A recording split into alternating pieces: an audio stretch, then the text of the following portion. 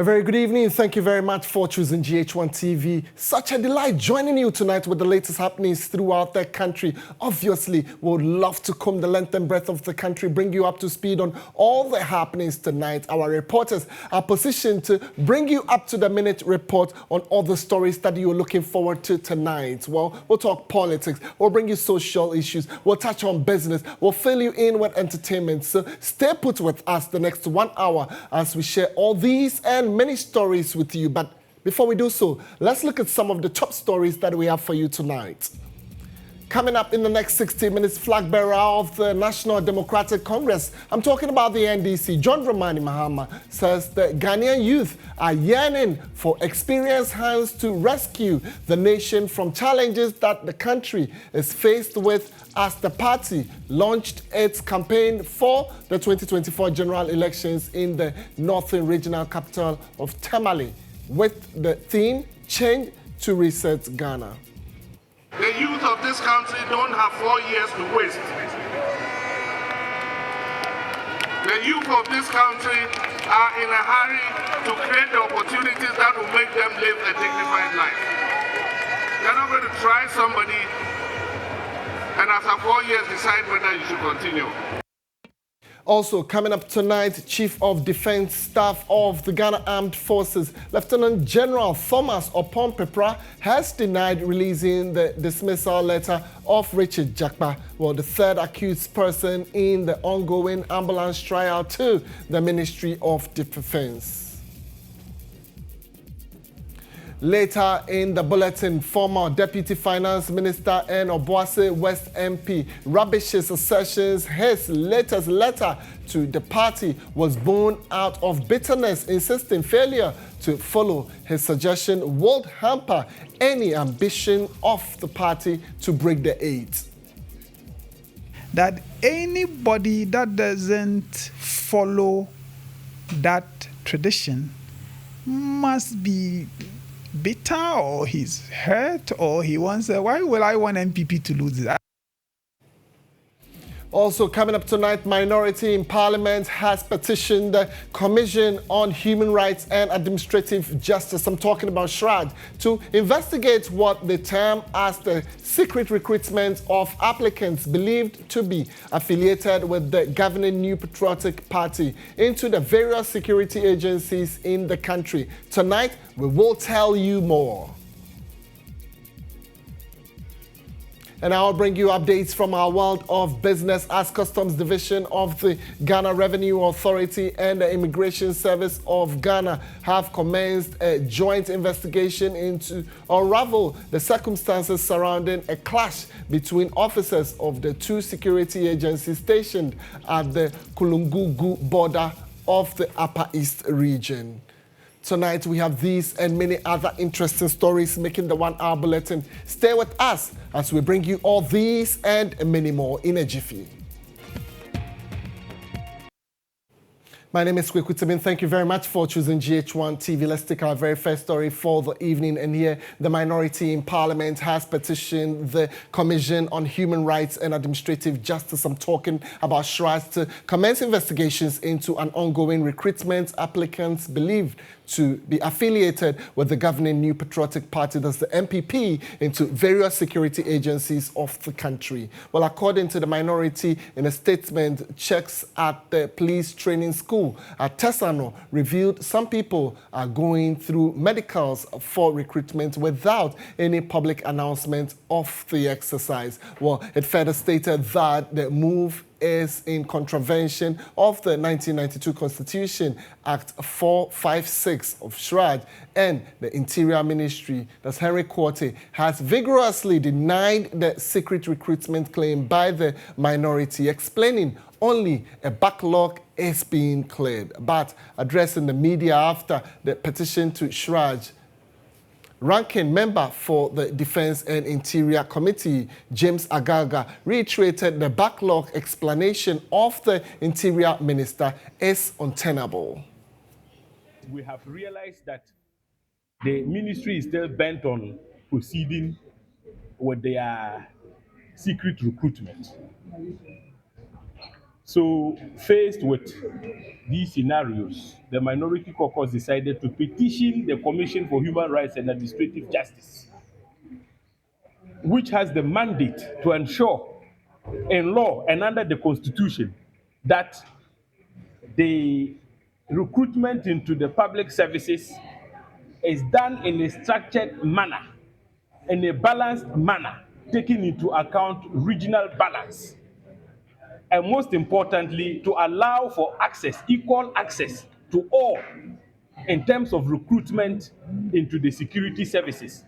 In fact, the Constitution actually talks about the public services.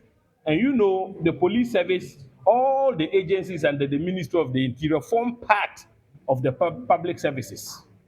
But specific mention is made of the police, the prisons, and the fire service. So the point is that SHRIKE has the mandate to ensure that there is equal access to all when it comes to recruitment into the security services. And the point is, how can you guarantee equal access to all if the recruitments are not advertised with the eligibility criteria clearly spelled out? That is why we have found it necessary to proceed to SHRIKE, invoke the jurisdiction of SHRIKE to ensure that justice is done to the youth of this country who are about to be shortchanged. Well, we'll stay on other stories at this moment, and here the Teacher Trainee Association of Ghana has expressed concern over how the ongoing strike by the Colleges of Education Teachers Association Ghana, I'm talking about CTAG, has disrupted the academic calendar. Well, the strike, which began on June 14, 2024, has resulted in a complete halt of academic and administrative activities, leaving the future of the academic calendar uncertain due to the government's delay in implementing an arbitral award and negotiation service condition. While speaking during a press conference, National President of the Teacher Trainee Association of Ghana, the STAG, Abdul Razak Swale, appealed to the government and CTAG to reach a compromise. The strike has left teacher trainees in a state of uncertainty, with their academic progress halted and their future prospects hanging in the balance. The government has failed to provide clear communication regarding the resumption of academic activities and a clear path forward. We do not know whether we will be required to sit for examinations for the semester marked by no class attendance, or if they would need to prepare for exams amidst the strike. Also, level 400 students do not know as to whether on 7 September they will be completing from the colleges of education.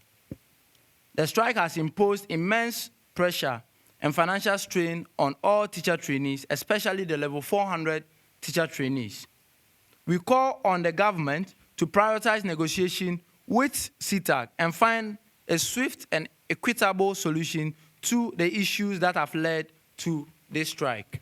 We demand a significant investment in infrastructure improvement in colleges of education, including the construction of adequate laboratories, libraries, and accommodations. We call for a substantial increment in teacher trainees' allowances and for the feeding component to be reviewed to ensure sufficient quantity and quality of food. We demand that the government allocate sufficient resources to provide dedicated buses for all colleges of education to facilitate student transportation for field trips and then other student activities.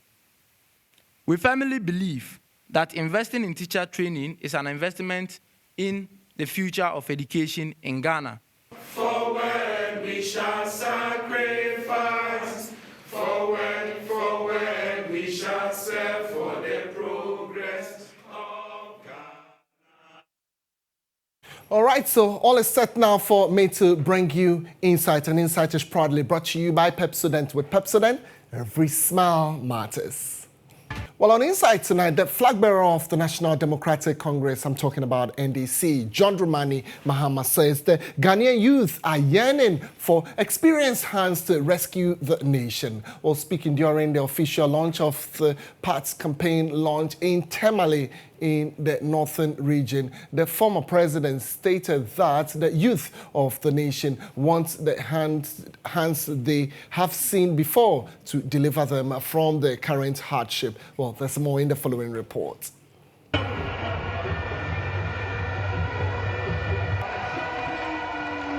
The Jubilee Park in Tamale, the northern regional capital, was full to capacity as thousands of supporters and sympathizers of the opposition National Democratic Congress attended the official launch of the party's campaign ahead of the 2024 general elections.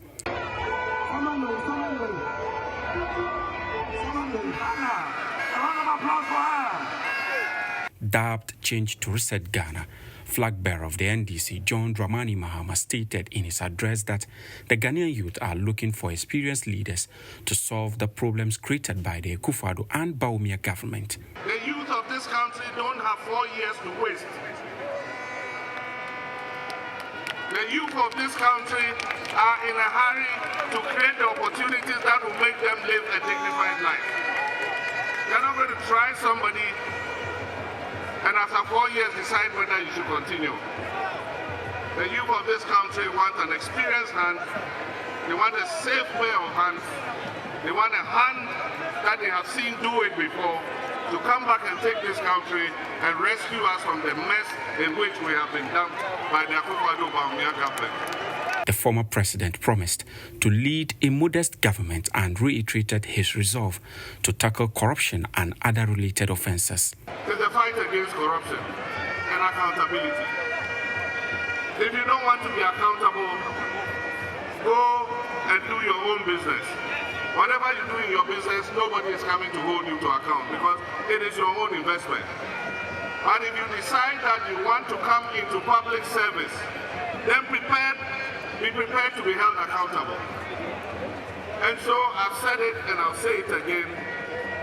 For those people who have been involved in scandals and various acts of misappropriation in this government, this MPP government, we shall investigate you and we will let the law take its course. If you serve in the John Mahama government, the next John Mahama government, if you are accused of wrongdoing, you will also be punished and held accountable.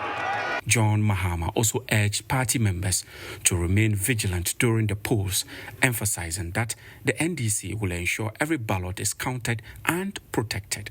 And if you say you are NDC, then you better get prepared. Everybody is going to volunteer. We're not going to sleep for 48 hours until all the ballots have been counted.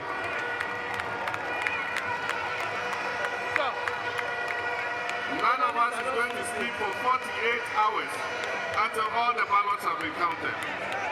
And I wish to assure all the people of Ghana who intend to vote for the NDC, I can promise you that we will protect every single vote.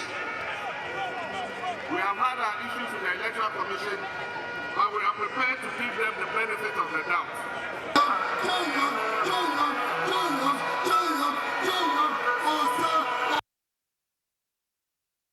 Well, we're still on the NDC campaign launch. Flag bearer of the National Democratic Congress, John Dramani Mahama, is expressing dismay over the MPP's comparison of their 8-year governance to that of Ghana's first president, Osajifo Dr. Kwame Nkrumah, describing the MPP government as useless. John Dramani Mahama assured Ghanaians that his party, the NDC, when voted into power on December 7, 2024, will investigate all members of the NPP who have been accused of wrongdoings. They have the audacity to compare themselves to our first president, Osajifo Dr. Kwame Nkrumah. How can you compare this useless government that has led Ghana into such crisis to the government of Kwame Nkrumah? The statistics again tell us that things are not well with this country. All the statistics. For a government that said it was going to come with an economic wizard, an economic guru, and that is the reason why he was being brought, to stabilize the economy and stabilize the currency. To take the cedi from 4 cedis to 16 cedis and tell us that, clap for us, we've done well. If such a government is not living in an illusion, what else is an illusion? For a government that has taken inflation as far as 54%, and it is currently still above 20%, to tell us that we should clap for them because they've done well. If they are not living in an illusion, then I don't know what an illusion is. If you decide that you want to come into public service, then be prepared to be held accountable. And so I've said it and I'll say it again. For those people who have been involved in scandals and various acts of misappropriation in this government, this MPP government, we shall investigate you and we will let the law take its course. All right, so still on the NDC campaign launch, and here, National Chairman for the NDC, I'm talking about Johnson Asiedu-Nketia, will obviously called General Mosquito, is encouraging chiefs to continue to be non-partisan as their continuous meddling in politics does not augur well for the country. Well, he also cautioned Ghanaians to take a critical look at the qualities of the leader they will be voting for come December 7. We did not insulate your institution from multi-party politics, partisan politics, for no reason. We know why we did that. We knew from our past history, if you allow politicians to meddle up with our holy institutions like the traditional councils and paramountcies, you end up with a situation where the institution will be destroyed. Please, you have a role to play beyond appealing to us for peace. Stand firm and neutral in this context, so that if there is a problem and you invite us to adjudicate, we all trust you and come before you and listen to your advice. If chiefs meddle in politics, then there will be a time politicians will meddle in chieftaincy, and we don't want that. That is why we framed the Constitution to prevent chiefs from engaging in multi-party or partisan politics. Stay holy, stay clean.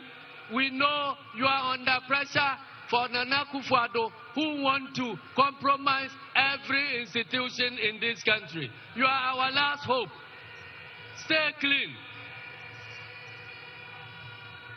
so that you can protect our democracy. December this year, we are not going to look for a bishop. We are not going to look for an imam. We have those people already. What we are going to look for is a leader who is truthful, who is trustworthy, who has vision, who can lead this country out of the quagmire we are facing. Mahama! And that leader is President John Dramani Mahama. Thank you.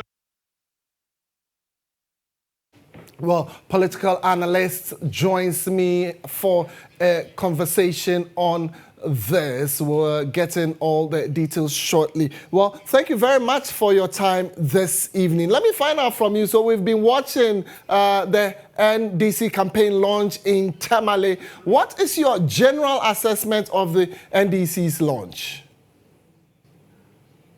Well, Mr. Temi, let me say good evening to your viewers. I think it was magnificently done, well organized, quite colorful, and well patronized, to say the least. Well, let's talk about the message also. Was the message compelling enough? The message that was given out there, was it compelling enough? Well, I think that with respect to the flag bearer, Mr. Mahama, he has been quite consistent. And that consistency, emanates from the period that he even met the press about 3 weeks ago. In that particular interaction, you will get to the understanding that most of the responses are those that he turned into some kind of a speech yesterday or so. And so that consistency is there, and it is quite compelling. To the extent that you are sending shivers down the spine of your opponent, to the effect that you are going to prosecute all those scandals that have been leveled against them, and not only that, you are equally going to tackle your own household when they equally go wrong, and I think that is quite instructive. Quite apart from that, he has established some kind of 4 pillars upon which his message is impinged. And what are these? He's talking about a government of modesty. It is very important in a country that is bedeviled with all these kinds of problems, and having been reduced to a junk status. We are not able to service our debt. We are in debt crisis. We've given people haircut and all those things.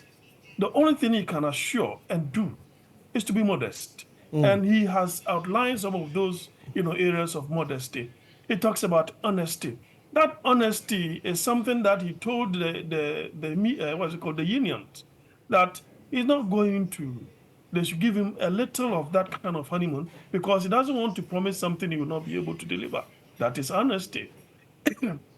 Sorry, and he's also promised them that he's going to open the books for all of them to have a look so that they will plug all the loopholes all by themselves, create and share accordingly.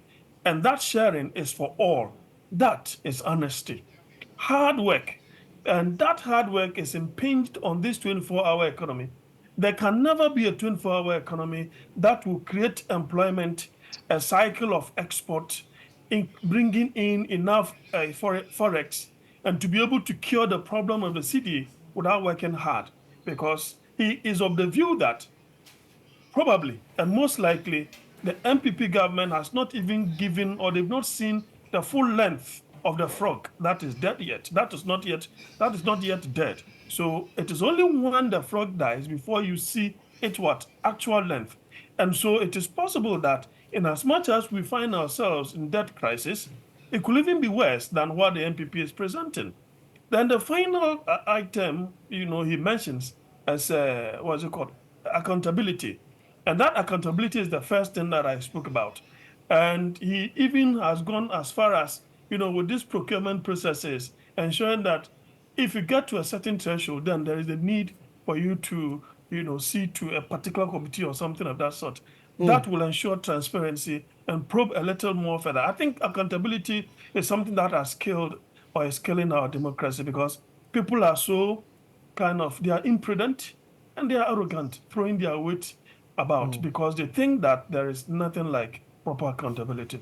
All right, so if you're just joining us, I'm interacting with Dr. Jonathan Asante Ochre. He's a political analyst, and we're discussing the NDC's launch in Tamale over the weekend. So, Dr. Asante Ochre, just share with me, Mahama has promised to investigate MPP members accused of wrongdoing if the NDC comes into power. I mean, is this something that you think he should be pursuing on campaign platforms? And really, how feasible is this for a new administration to conduct thorough investigations into a predecessor or somebody who was just voted out?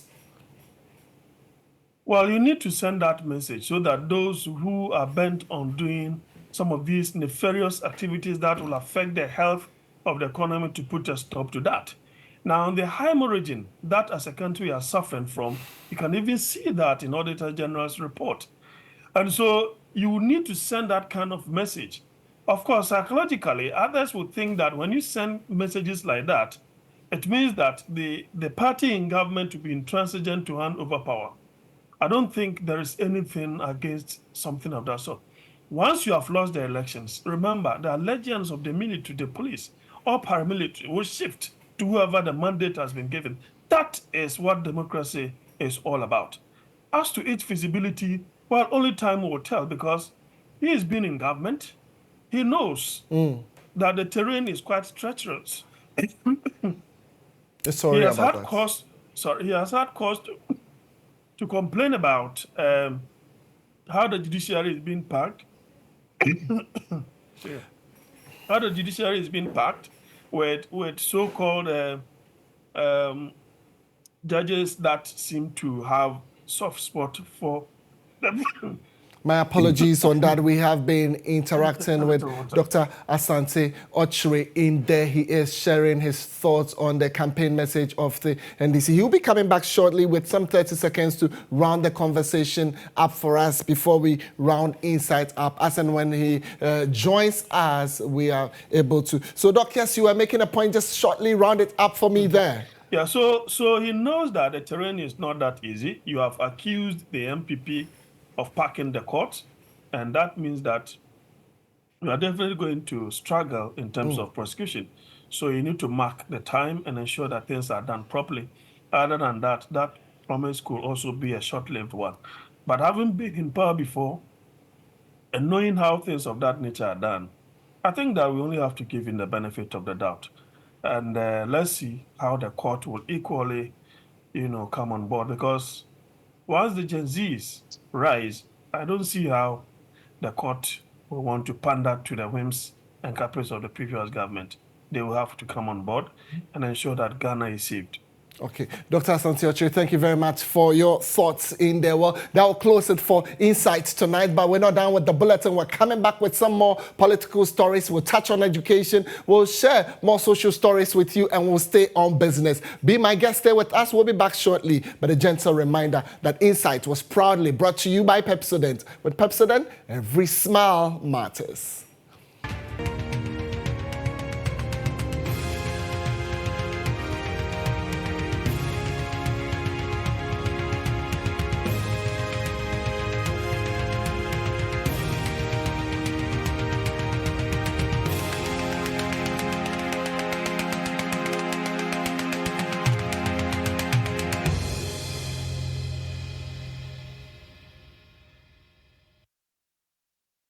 All right, so let's do some more political stories. And here, flag bearer of the governing NPP, Dr. Mahmoud Bawumia, has promised to put in place mechanisms to improve agriculture if voted into office as president during the December 7th elections. Well, the vice president, who is currently on a constituency-focused tour of the Upper East region, promised to set up mechanization centers in every district. Well, my colleague Musa Lansa has more in the following report.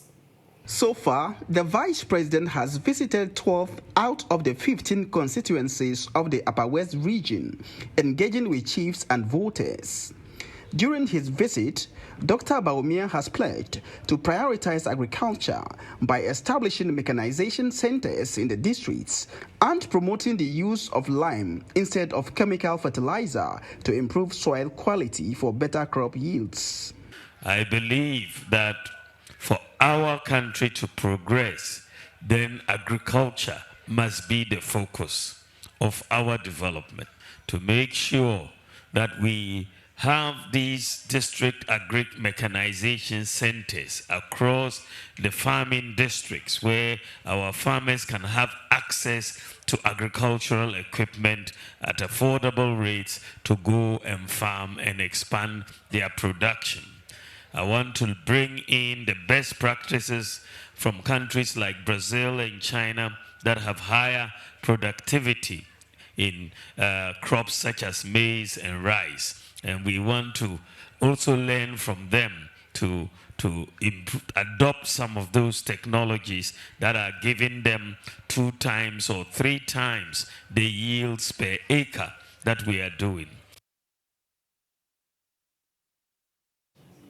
Well, let's still stay on Dr. Mahmoud Bawumia as a senior campaign aide to the governing flag bearer of the MPP. Dr. Mahmoud Bawumia says the only reason the opposition NDC calls his boss a liar is because they have no message. Well, Salifu Said, who spoke to GHOne TV in Bongo, says the NDC's campaign that the governing MPP is anti-Akan has been defeated with the election of Dr. Mahmoud Bawumia as flag bearer of the party.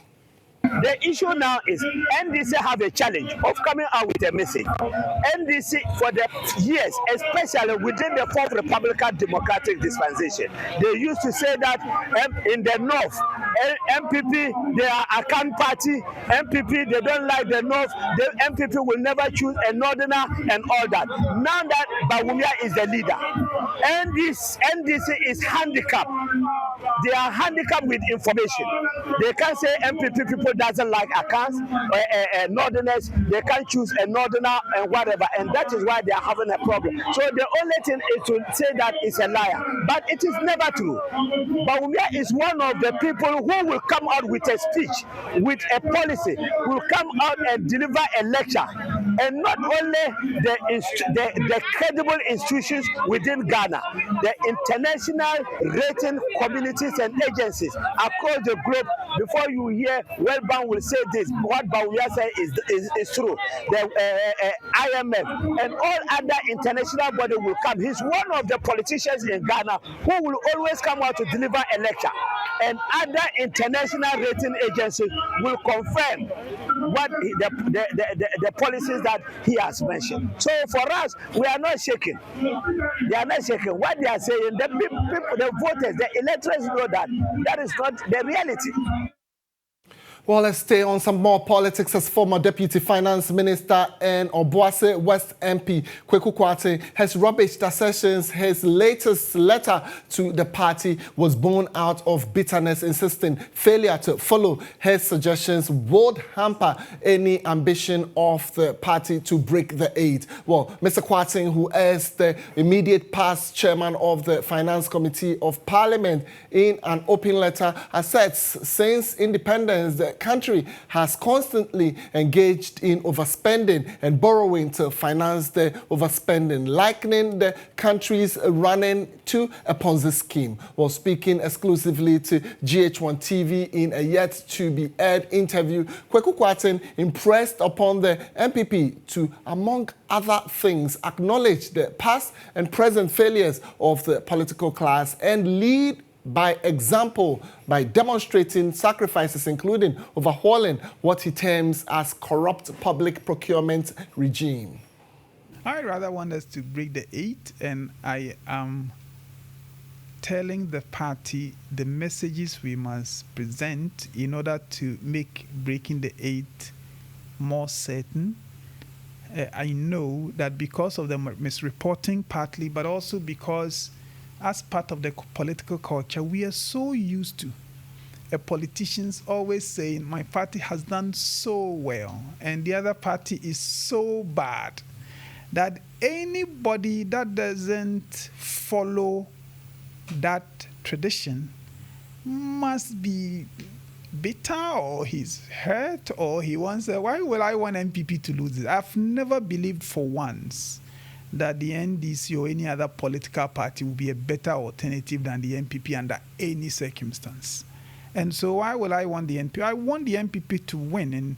And it is people who are looking, especially within party, who are looking at these sound suggestions.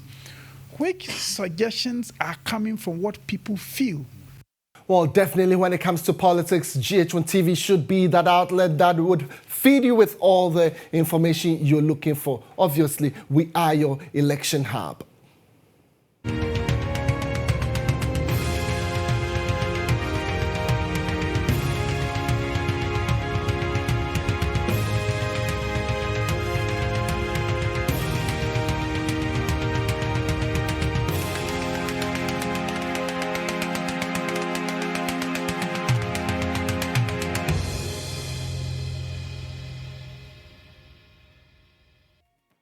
All right, so thank you very much for keeping faith with us. If you're just joining us, this is News Tonight on GHOne TV. My name is Kweku. Some more local stories for you, and here the Chief of Defense Staff of the Ghana Armed Forces, Lieutenant General Thomas Opon Pepra, has said he was not responsible for the release of the dismissal letter of Richard Jakpa, the third accused, to the Minister of Defense, Dominic Nitiwul. Well, according to the CDS, there was no request letter to him to furnish the conditional confidential letter on Jakpa's release to the minister. Well, the CDS, who was testifying as the second witness for Richard Jakpa, the third accused in the ongoing ambulance case, also told the court that private individuals can request for the confidentiality letter on an officer if the same is approved by the Commander-in-Chief of the Ghana Armed Forces. Well, on Monday, July 29, the CDS, while providing clarification regarding the dismissal of Richard Jakpa, also said was released from the military due to a continuous lack of knowledge or interest in his duties. Meanwhile, the CDS, during his cross-examination by the Attorney General Godfred Yeboah Dame, said Mr. Jakpa was not honorably released from the Ghana Armed Forces. Richard Jakpa, a businessman, is standing trial together with Minority Leader Dr. Kazel Atto-Forson for what prosecution alleges to be willfully causing financial loss to the Republic to the tune of some 2.37 million euros following the purchase of some ambulances. Well, the accused persons have pleaded not guilty and are standing trial before Justice Ifiasewa Asare Botri, a justice of the Court of Appeal, sitting in as an additional High Court judge. Well, both prosecution and Dr. Forson, the first accused person, have all closed their cases with Mr. Jakpa calling his witnesses hearing continues on Tuesday, July 30, 2024. All right, so the GHOne Municipal Education Directorate in the GHOne Municipal Assembly has indeed charged parents and schools to adapt critical thinking, innovation, and digitalization in shaping the lives of their children. While the Directorate describes these elements as powerful on their own, converging to create a transformative force that is refining industries, education, and society at large. What is more in the following reports? The Primus Hybrid School in the GHOne Municipal Assembly held its graduation and speech and prize-giving day with a call on parents and teachers to train their children to be critical thinkers, change makers, and more resilient. Speaking on the theme, the impact of critical thinking, innovation and digitalization on the 21st century, the Public Relations Officer of the GHOne Municipal Education Directorate, Ni Laye Okai, emphasized the need for parents to embrace a more dynamic approach driven by technology and adaptability to make graduates more competitive. All parents and guardians to make technological guidance available to their wards to facilitate easy learning. As we embrace this component of critical thinking, innovation, and digitalization, we must prioritize teacher training, infrastructure development, and equitable access. By doing so, we can ensure that every student, regardless of background or location, can harness the full potential of 21st century education. The principal of Primus Hybrid School, Ekuasegu, explained that the impact of critical thinking, innovation and digitalization on the 21st century not only shapes the present, but also paves the way for a future marked by creativity, connectivity, and progress. We have moved away from rote learning, where children just learn everything by heart. Now it's some time for children to actually understand what they learn and apply it to everyday life. So we've moved past the time where you would just learn for learning's sake. Now you have to understand what you learn and apply it. And it's very hands-on, practical, it's student-centered. It's the children. The teacher is just a facilitator. You are there to direct. And that is where 21st century education is moving towards. The ceremony, which featured colorful performances from learners, also saw pupils graduate from kindergarten to primary to high school and 18 JHS leavers. The event included special recognition for outstanding students and rising stars in their respective classes.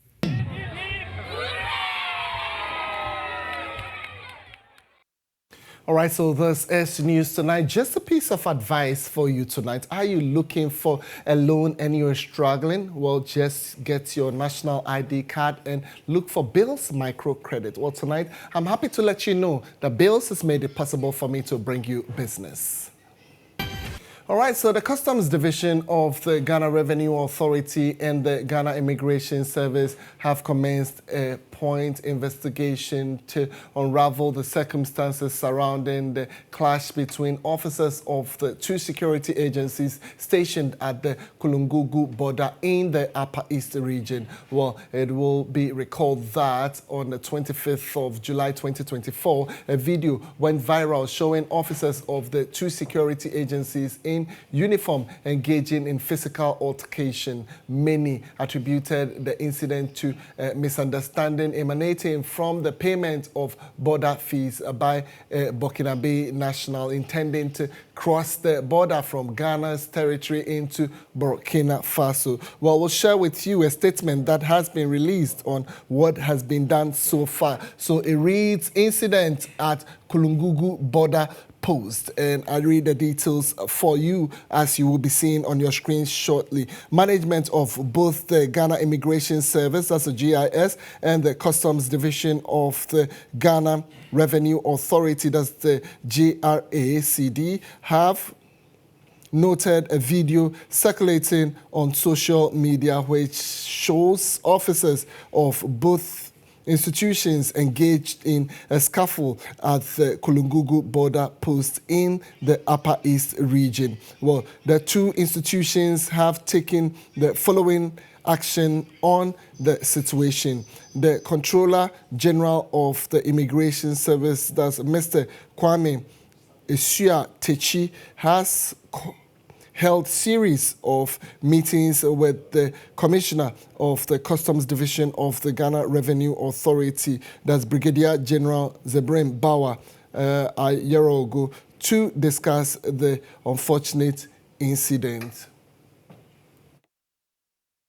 Right, so those are some updates on the incident. The GRA has released a statement. You would find it on our social media platforms as we will be sharing with you. Well, in other stories tonight, the banking sector in Ghana has witnessed a significant rise in non-performing loans, that's NPLs, amidst ongoing economic challenges. Well, according to the latest statement from the Bank of Ghana, the NPL ratio increased to 24.1% in June 2024, up from 18.7% in the same period last year. Well, despite the rise in NPLs, the capital adequacy ratio stood at some 14.3% in June 2024, marginally higher than the 14.2% reported in June 2023. Well, the sector profitability metrics remain relatively stable, with return on equity after tax pegged at some 35.3% in June 2024, down slightly from 37.6% on year earlier. Well, the return on assets before tax held steady at 5.4%. The total assets of the banking sector grew by some 33.3% year on year, reaching some 332.1 billion cedis in June 2024. Liquidity indicators also improved, with the core liquid assets to total assets ratio increasing to some 35.8% in June 2024 from 27.7% last year. All right, so that's about all we have for you in business tonight. Special appreciation to Bills Microcredit for making it possible for us to bring you business. All right, so that's about all we have for you tonight. We can appreciate you for staying with us throughout the bulletin led by Hanan. Well, tonight, before I go, we want to gently remind you that you need to brush with Pepsodent, because obviously with Pepsodent, every smile matters. On behalf of the entire production team, we salute you and say we have more programs on this channel, so do stay with us and enjoy the rest of your evening. My name is Kweku.